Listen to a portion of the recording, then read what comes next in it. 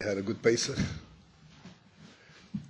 and ready to follow through to go to the Yam Suf. You went through the Yam Suf already. You came out alive. Something like that. Yeah. Quite an experience, wasn't it? You all stayed up for your Shul Pesach? Yeah. What'd you do? You learn? A lot of guys are for Brennan's. You're from Brennan? Simon Jacobson invited a lot of people over to his house. Uh-huh. Yeah, that was good. 6 in the morning was. That's good. Very nice.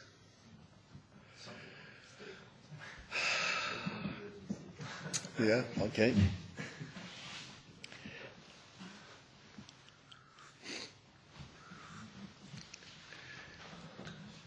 Now begins the Sphira time. The Sphira time, just, this is not the focus of the talk today, but just perhaps a good introduction. The Sphira time is the period between Yetzias Mitzrayim and Matan Torah. And it's an extremely important period because Yetzias Mitzrayim is something that occurred without our participation, so to speak. We were not instrumental in creating it. We did not prepare ourselves and say, okay, we're ready to go out of Mitzrayim. We just were taken out. As a matter of fact, no sooner did we leave Mitzrayim, we started complaining, saying, hey, what's going to be? How are we going to survive over here? Because we still did not really break our ties to the old order. And then we were told that we are going to have to be Mekabel the Torah, and that really excited us. And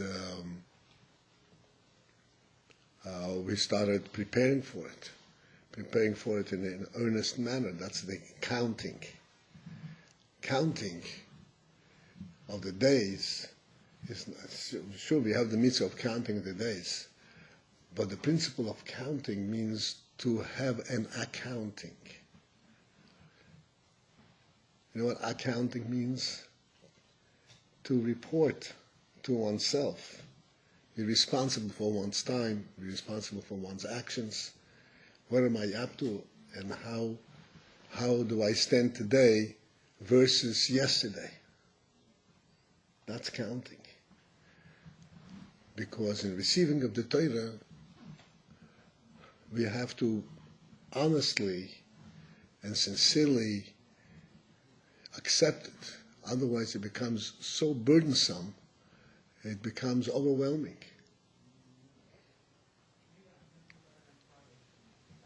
Only if we're really ready for it and we really appreciate its great blessing, then it is truly an enormous, I have to say that, enormous. This is the purpose of the entire creation. Matan Torah. In a very real sense, the creation of the world completed at the moment of Matan Torah. I don't know if you ever heard this, but this is even a Gemara that says that till Matan Torah the world was still shaky. It was still shaky. Is it going to survive? Is it going to last, or is it not? Why? Because it did not really have a true value. It was a world, but what's a world about? What justifies its existence? Matan Torah, this really gave the world a true sense of value and justified its existence, and guaranteed its continued existence.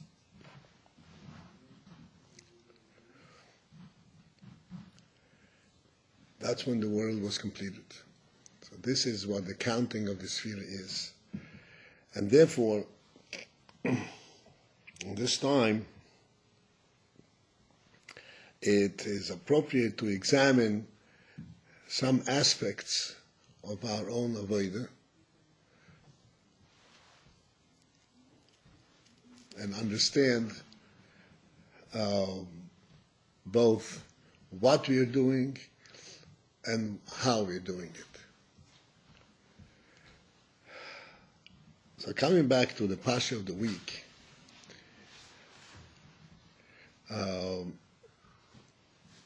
this Pasha, as all Pashas in Chumash Vayikra, as I mentioned way back when we first started Vayikra, that Vayikra is full of mitzvahs.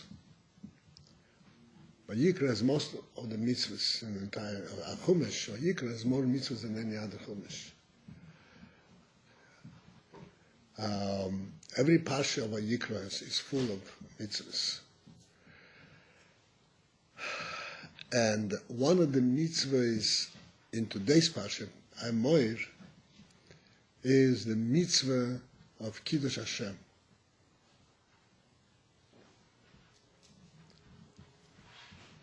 Mitzvah of Kiddush Hashem, one could say that this is the extreme, the ultimate of mitzvahs. A mitzvah of an obligation that Hashem has put upon us to be Mekadesh Shem Shamayim, even, God forbid, at the threat of a loss of life. I don't know if there could be any greater demand.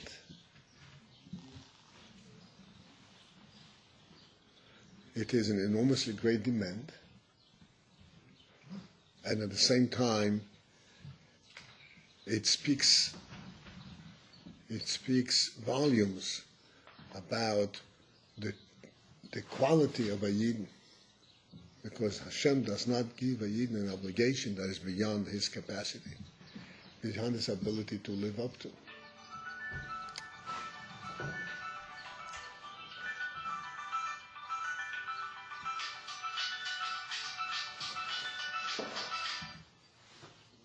I think I'll have to shut it off.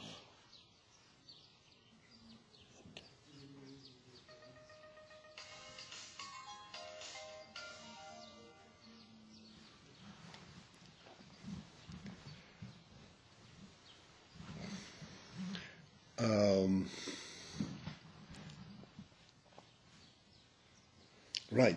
So the Indian from Mesiras Nefesh shows the profound trust, you could say, and recognition and respect that Hashem has for the Jewish people, that He gives them such a mitzvah, that they, through their actions, can be Mekadesh and Shemayim,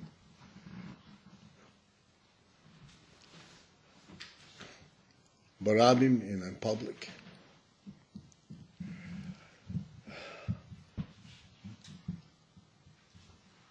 This clearly demonstrates the madrege, the level that Eden have reached by the time they came to Matan Torah. Coming from Mitzrayim, and in less than 2 months they reached the madrege and were able to receive the Torah. And I want to speak about this for a little bit, and this is essentially the sikha that I'm basing my talk today on. There's an involved sikha of the Rebbe describing, the Inyan from Mesiras Nefesh, based on 3 different presentations, 3 different interpretations: the Rambam, the Hiroskianim, the Rambam, and the Rashi.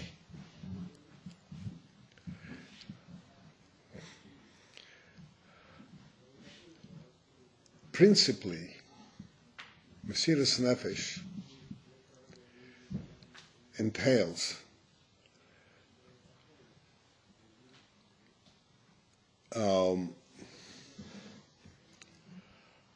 the recognition and the desire to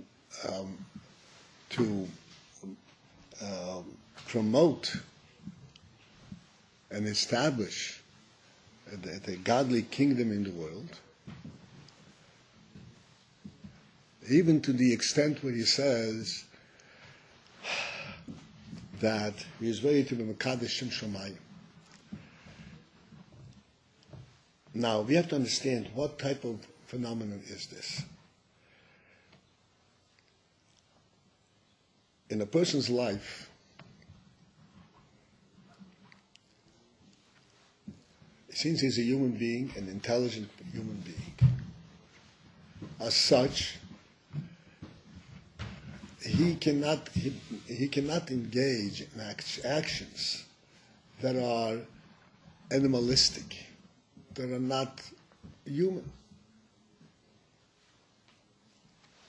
This is like a natural abhorrence that a human being can only live, so to speak, in a human environment.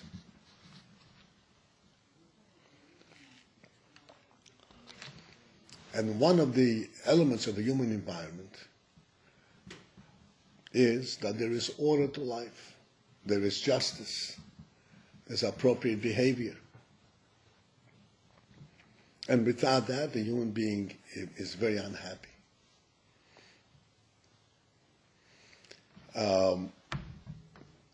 The Rambam says, there is a halacha that says that, you know about Orim Miklot. Orim Miklot means if someone, God forbid, killed a person by accident, b'shoigig, inadvertently, unintentionally, so his punishment is that he has to be exiled,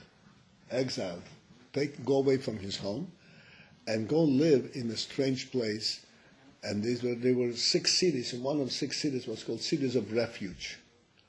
And he has to live in these cities for a period of time till the Kohen Gadol of the time passes away, and then he can go back home.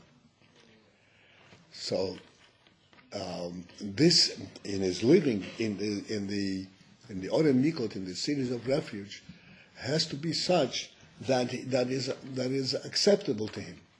There is a real life, not that in existence, but he really lives. And one of the requisites is that if he's a student of a certain person, and now he has to go run away to Orem Mikot, he is going to be missing his Rav, he's going to be missing his teacher. So what do? We send the Rav with him. Do you understand what I'm saying? The Rav has to go with him. Why? Because if you send him away without his Rav, you're not just sending him into exile, but you're depriving him of his life. Because a human being without his teacher, without learning, is not a human being, he's suffering. So there are many aspects of human life that are very beautiful and very decent, and they are natural to the human being.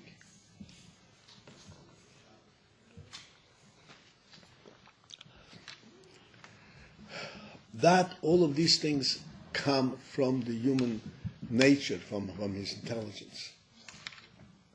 But the Inyan Mesiras Nefesh, Kiddush Hashem, supersedes all of that. This goes into a different category. This is not for personal experience. Like a person enjoys learning, enjoys doing whatever human things are. This is for a completely different reason. This is for his recognition and for his love of Hashem. And he wants that the whole world should see how deeply he loves Hashem. And to the extent that even for one moment, he would not profane his name. And he would say, like the halacha is, that Mesiras Nefesh is required even if a person were to say, I'm going to, God forbid, bow down to the idol, but that's only for show. But in my mind, I still believe in Hashem, I still deny the idol. That's not going to do it. He wants to proclaim that the whole world should see that he's ready, that he's giving up his life just to sanctify it so that everybody should know that this is the only thing in the world worth living for. This is called sanctification. Sanctification is like. So this is not part of a human experience, part of a human intelligence. This is much, much deeper, much greater. Whereby he truly is sanctifying, truly declaring that everything in the world, everything in his life, he's ready to forfeit in order that the world should see what Hashem means to him.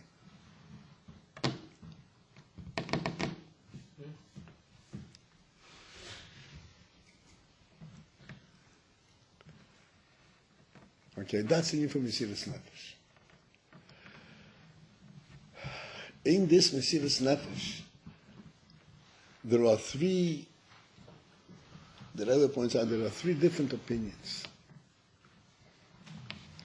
What is the Kiddush Hashem, and how is the name Hashem is sanctified? It's Mekudesh.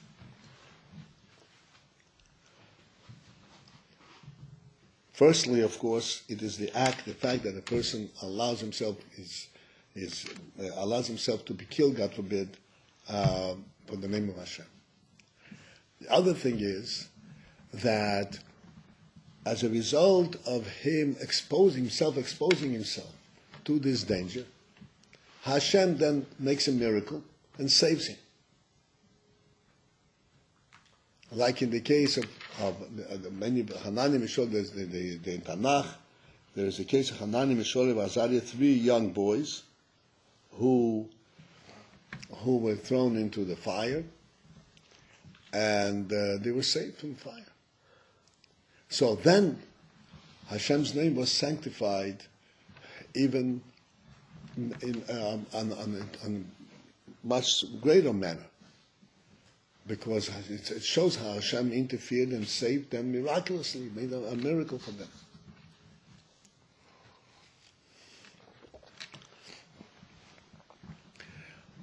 So that the sanctification of the Hashem's name, Kiddush Hashem, became even enhanced, even greater than if they had been actually consumed by the fire.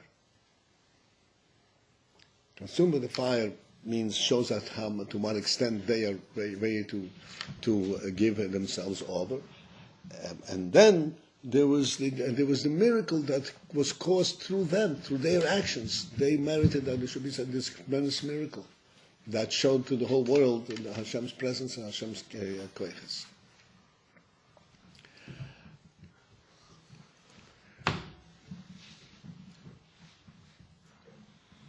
To translate this whole phenomenon of Mesiras Nefesh to our own life, our own behavior, our own existence. Baruch Hashem, even though we are still in Golus, but generally speaking, we are in the Golus that the whole inyan of Mesiras Nefesh, of having to give one's life away for Hashem, is behind us. It's not that far behind us. I mean, historically, it's not that far behind us.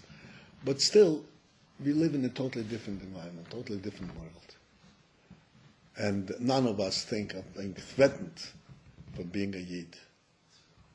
We may be threatened for discrimination and not being able to get a job or made fun of, but that's where it ends. We are in a situation where if a goy attacks a Yid, we call the police, and 90% of the time the police are going to interfere. And if the police do not do it, then we call our own shomrim. I mean, it's a totally different situation.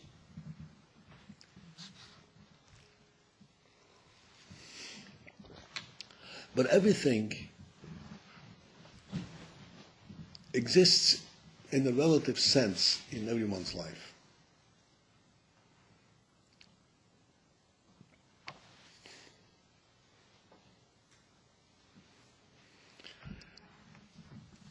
Any time that a person forgoes, means gives up his own interest for the sake of keeping an inyan of Torah mitzvahs, it is an inyan of Kiddush Hashem. The Alter Rebbe explains in Tanya that there are two principal mitzvahs that are the basis for all mitzvahs that make it possible for us to keep all the mitzvahs. The Alter Rebbe in Tanya. Yeah. Essentially, it's the mitzvahs of Mesiras Nefesh. And the Alter Rebbe says, there's Anoichi v'lo yiyecha, but we should know there is only one God, and there should not be any other gods. And for these two mitzvahs, every Yid is ready to give his life for. On the basis of that, he is able to overcome all challenges that he faces in life. And the Alter Rebbe gives a very simple cheshbon. He says that when the person, he gives a very, let's say, a very simple thing. A person is talking Lashon Hara. And he realizes he's talking Lashon Hara, but it's a very hefty, very enjoyable Lashon Hara. And he has to stop in the middle. He has to give up this little pleasure of continuing this conversation. This is an aspect of Mesiras Nefesh. It doesn't compare to Mesiras Nefesh in the literal sense of the word.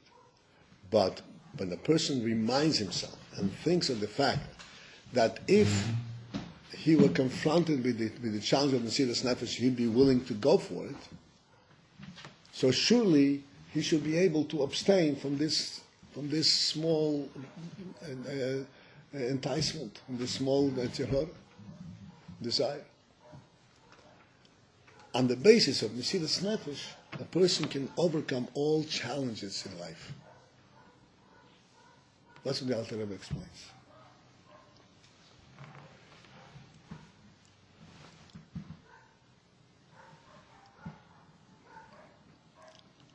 Thus, if we bring this back home and discuss it and translate it, so to speak, in our daily lives,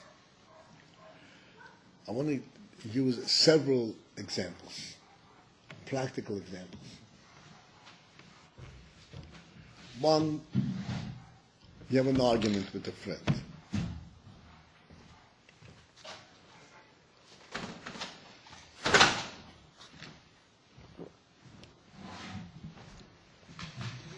You are fighting over something.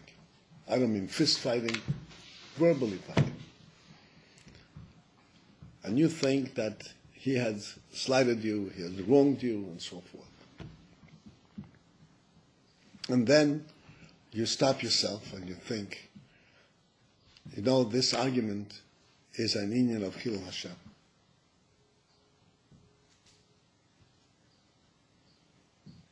Because we are two Eden are fighting, and we are fighting for personal interests. And we are insulting one another, and there are Eden and so forth. And if I would stop right now, because Hashem wants me to stop, that would be a inyan from Kiddush Hashem. It really would be a inyan from Kiddush Hashem. If one turns away from this type of a thing, suddenly he reminds himself, hey, what am I doing? Even if you already said a lot or did a lot of stuff. Even if you did a lot of stuff, you stop at any moment. You stop at any moment. The Alter Rebbe explains in Tanya the level of a Beinani. What is a Beinani? A Beinani is not a tzaddik. The principal difference is that a tzaddik, to do the wrong thing doesn't even occur to him. But a Beinani does have a desire something, and sometimes it comes to him inadvertently. Inadvertently means unintentionally. He wasn't even aware. And he may be pursuing a certain thought, certain process thought. But whenever he reminds himself that this is an inappropriate thought, that's when he is able to stop himself and say, hey, this is wrong. So it's not a question, how come you had this thought? You said, you already thought. But he wasn't thinking. But the minute he reminds himself that this is inappropriate, and that's a from Kil Hashem, he stops himself. That is a inyan of Kiddush Hashem.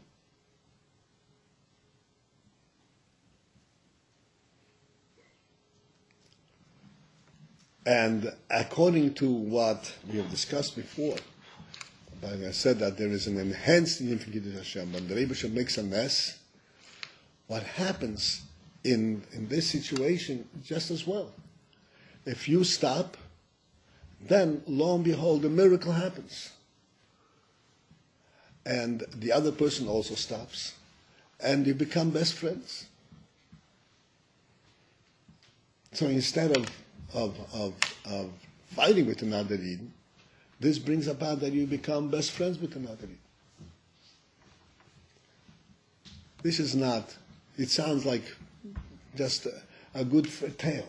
This is reality. This is a real part of life. This is a real part of Jewish life.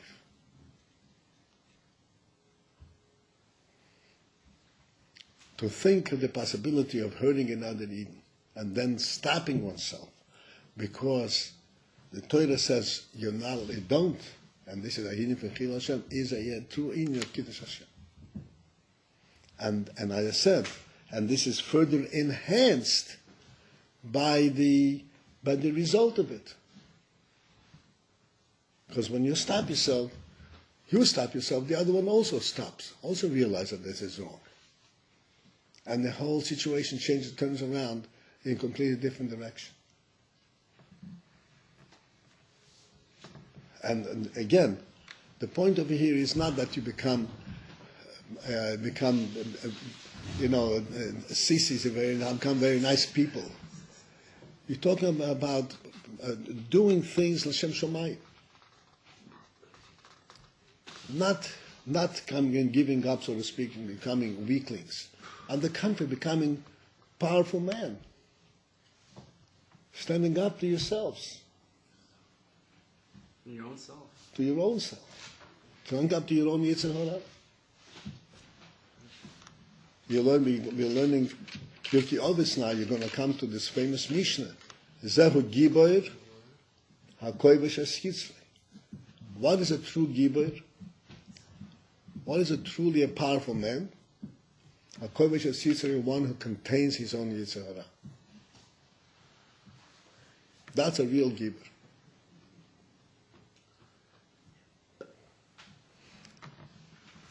Again, I want to elaborate on this.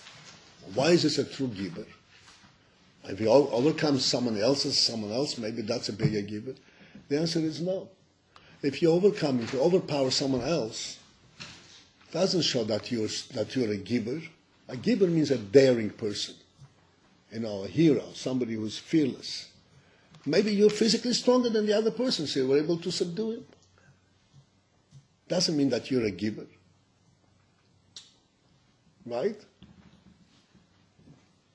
Doesn't show anything. When you are overcoming your own Yetzer Hara, your Yetzer Hara is a good match to you. That's a real match. And if you're able to overcome your Yetzer Hara, that means that you were able to really stand up as a hero and really fight it off. That is a Gibor.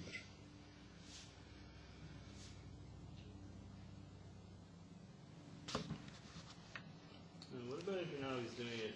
Is it still Kiddush Hashem if you're not doing it L'Shem Shamayim? No, you just don't want to fight anymore because it's not nice, something like that. You don't think about because, you know what I mean? You don't think so deeply into it that God, is it still Kiddush Hashem that God doesn't, you know what I'm saying? My question? Yes, I know what you're saying. Just because it's not right to do it. Not because the Torah says, God says. It's true. The only thing is, that if our lives were based only on this human quality, we are bound to fail. The only thing that guarantees and can assure us is when you have this Kabbalah sale, and we know we do it, L'Shem Shamayim. Then we can overcome our own Yetzer Hara. I said that is really all powerful, as strong as you, as strong as the Yetzer Tov.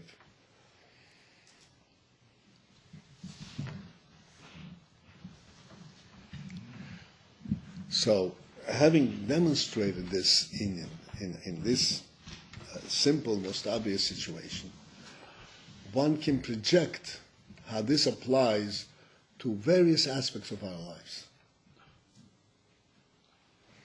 I always speak about one particular challenge in our lives, and that is getting up in the morning. And this is almost like a universal challenge.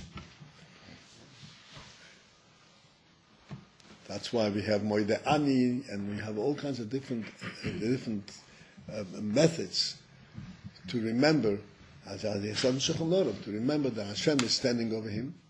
That's what the Shulchan Aruch, that when a person wakes up in the morning, he should immediately remember that Hashem is standing over him and observing whether he is doing his service.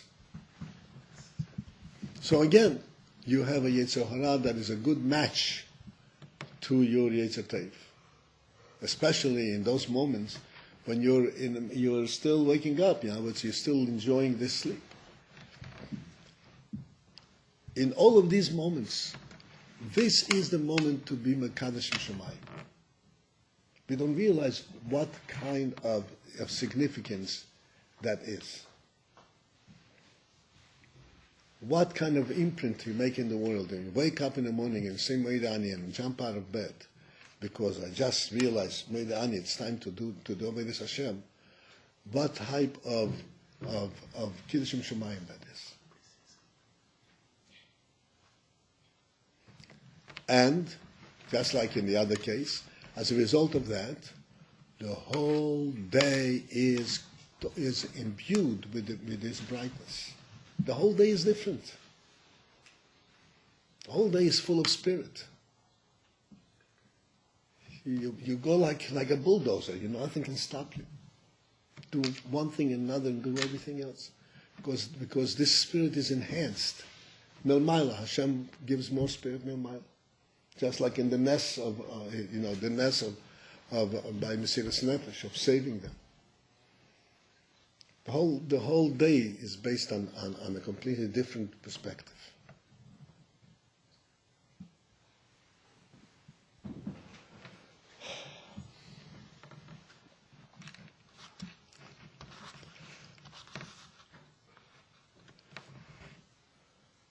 I'm mentioning several examples directly from the Tanya. This is all in Tanya, but I want to elaborate for ourselves. The same thing is true. The same thing is true when it comes to learning. One feels less than excited, lazy or whatever. Things are not going. He's not interested in this particular piece of Gemara. It's not striking me. Again, the very same thing happens. If he's looking to be interested, it's never going to happen. But if he sits down and says, well, this is Meibash's Torah, and I'm going to learn it because this is Meibash's Torah, and he sits down and he does it, he does not realize what the effect of this is, besides that this is a Kiddush Shemayim. But it happens, that is when he has a real success in learning. That is when things begin to open up to him, when his mind opens up.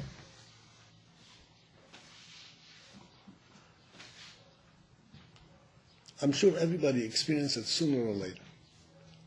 Something that was difficult and I didn't feel like doing it, but then I decided to do it, and all of a sudden, the gates of heaven open up.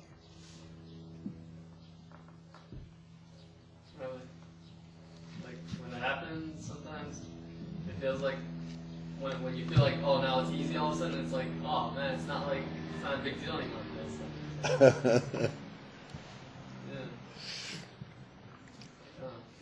So easy.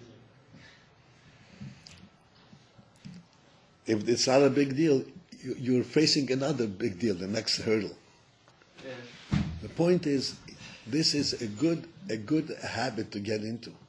And as I said, it's interesting, just like in the cave of Mesilas Nefesh, it is verbatim, exactly the same result.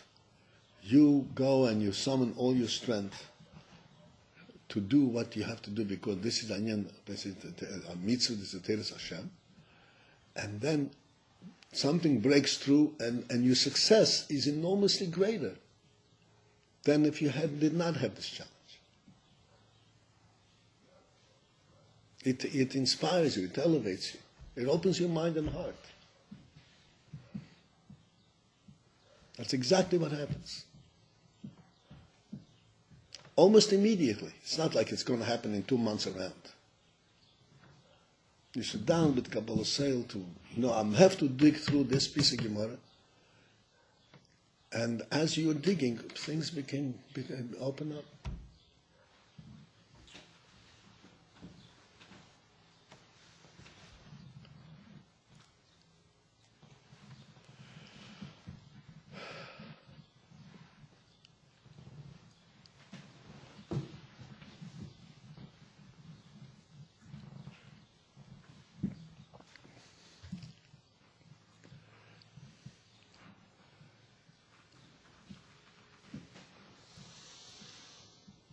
And in this vein, in Alter Rebbe, in Tanya, explains that there are two sides. There is Sur Meira v'Asei Toiv. Sur Meira means abstaining from the wrongdoing, and Asei Toiv is to pursuing to do the good. Both instances, both Sur Meira v'Asei Toiv, are equally challenging. Except Sur Meira, you have a Yetzer Hara that draws you into doing the wrong thing. And you have to fight it off. And Asei Toiv, essentially, like in terms of learning, there is a laziness, there's a disinterest, and so forth. In both instances, the only way, the only guaranteed way, as introduced before, that Mesilas Nefesh cannot go into the category of being a decent human being. It doesn't go into that. It's not like behaving properly. Mesilas Nefesh is clearly Hashem Shomayim.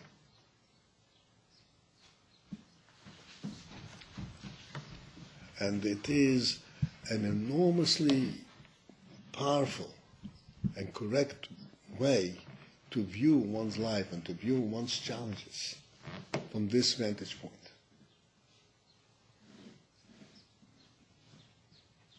And that way, not only are you really doing the right thing for yourself, but in fact, as I said, you're Mekadesh Mishamayim. And you have this enormous assistance, Milmaila, from Hashem.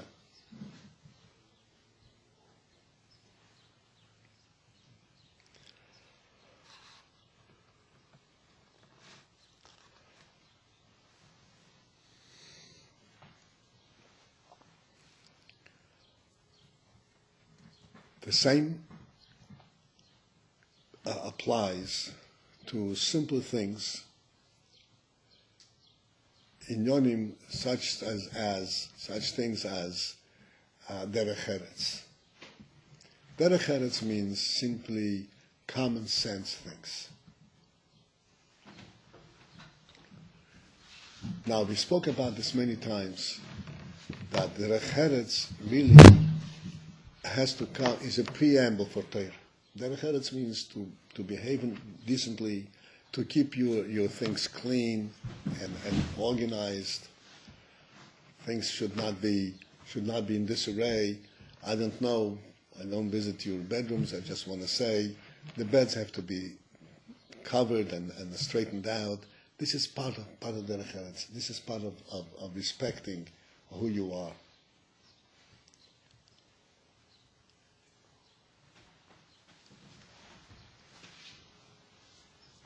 And it is a Kiddush Hashem if everything around the person is reflective of the fact that he's a servant of Hashem. Everything. Rambam says that a Chocham and Rambam means somebody who is in the right path, who is a Frumarid.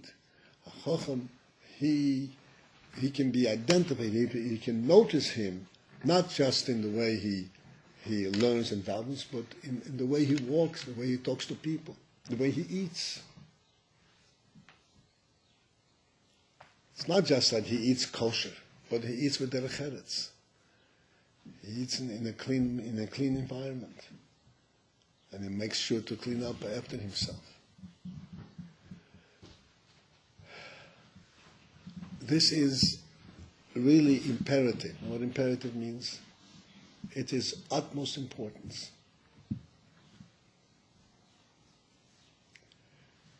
The halacha says that a person is not allowed to be exposed to things, to situations that are repugnant, the things that make him feel uncomfortable, in other words, not clean, not pleasant.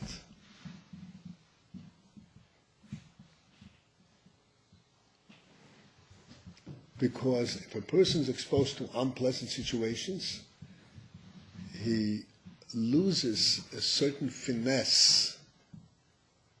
So that when it comes to understanding Torah, it comes to understanding Chassidus, the way you need very fine thought, very fine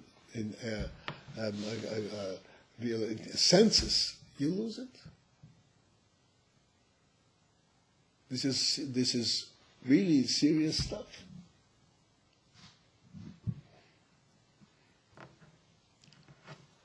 We learned in the class I will learn, but listen to everybody, I'm sure heard about this, that a child and develops his intellect on the basis of what he eats. He tastes the taste of bread, of wheat, and that develops his intellect. In other words, everything that a person experiences has an impact and is part of his intellectual and emotional development. One must make sure that everything is conducive. Conducive means it supports this line, this development. The development of fine thinking and fine feeling.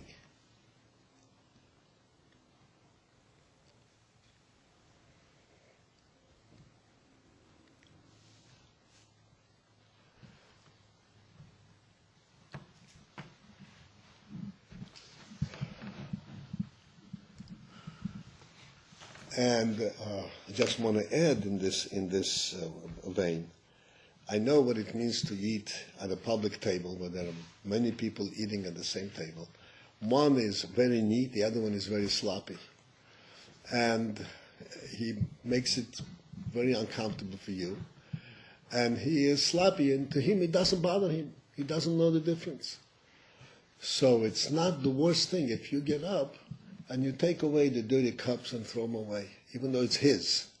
And it's his obligation to do that. It's not the worst thing if you do it, so that you help yourself and you help him. You're helping him? Yeah. Okay. I mean, if he sees you or if he doesn't see you? Either way. Either way. Because he also, the truth is, even though he doesn't care, but everybody feels it. It's not true that he doesn't care. Whatever it is, he doesn't have the proper habits, he doesn't have the proper background, but everybody can say, this is nice and this is not nice. This is more pleasant than this. Everybody recognizes that. So if you are instrumental in creating a more pleasant environment for your neighbor, you're helping him and helping yourself at the same time.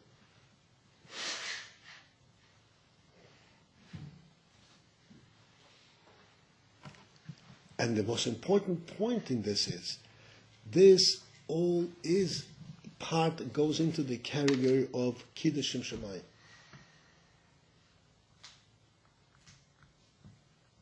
Why do we respect a human being? We respect a human being because he knows of Hashem. That's what a human being is. Because he has a nefesh olekis, he knows Hashem. And this is why we have to behave properly and we have to create a decent and respectable environment for him.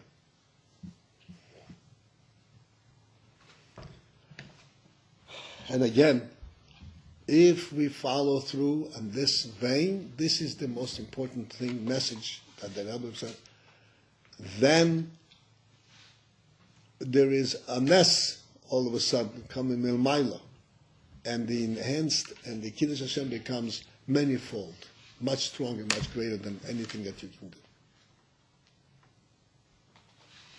One thing leads to the other.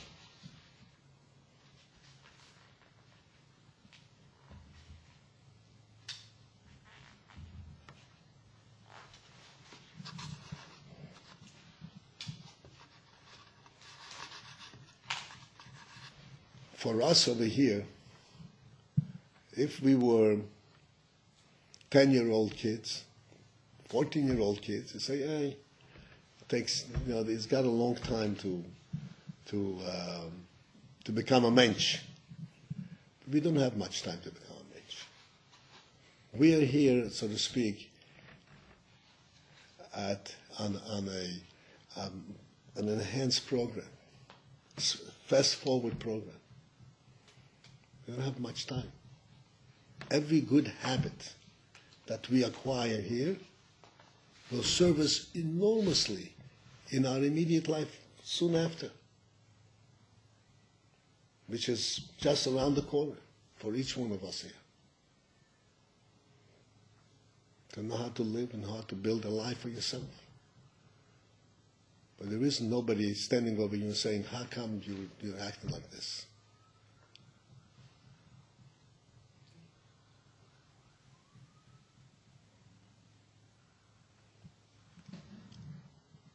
So this is, as I said, this is very important to get hold of ourselves. And if the guy is sloppy over here, and I said, why should I pick up his cup? Why should I would just scream at him. It's not going to get you anyplace. It's not going to accomplish anything. On the contrary, it's going to be detrimental to your all well-being and to the ultimate purpose. If you stand up and do it, he will learn.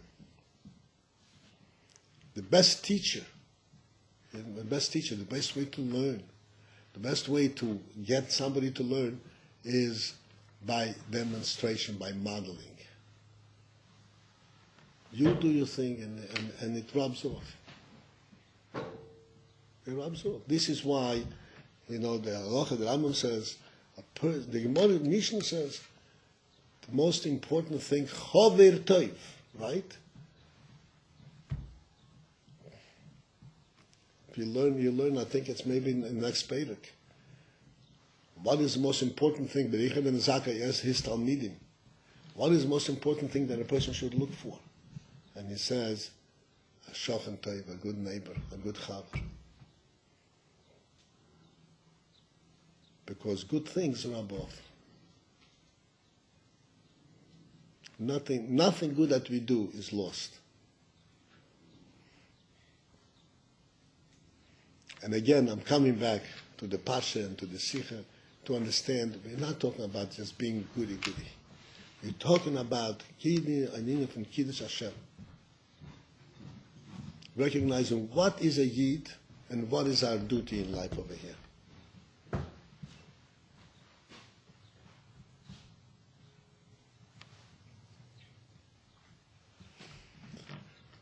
I'm sure each one of you can find in their own life, in their own experiences, how to translate and how to implement these principles. I hope you absolutely do that, and I wish you much, much success in this new period. Now after Pesach begins a new Seder, a new Zman. It should be a successful Zman. It should be a good summer, and we have the opportunity to be Mekadesh Shem Shomayim on a daily basis. All the time. And thereby, Mekadesh Shem Shomayim, helping ourselves and helping all our friends around.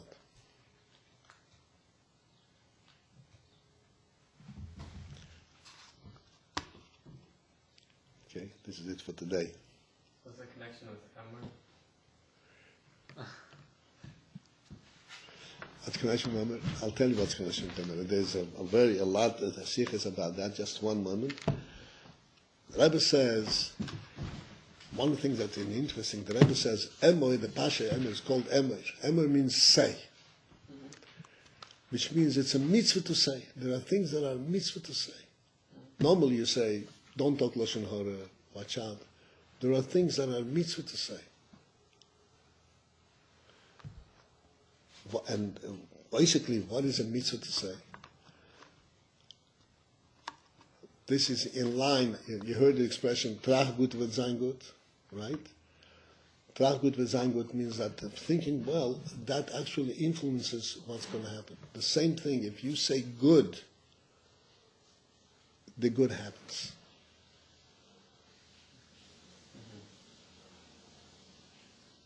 You want to do good, you try it, you do it, it happens. Like we said before, this is part of Emor. You do what needs to be done, even though it's a challenge, but then there's a breakthrough and that becomes blessed with success.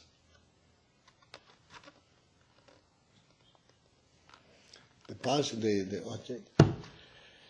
So this is it for this talk. Mitzvah Shem.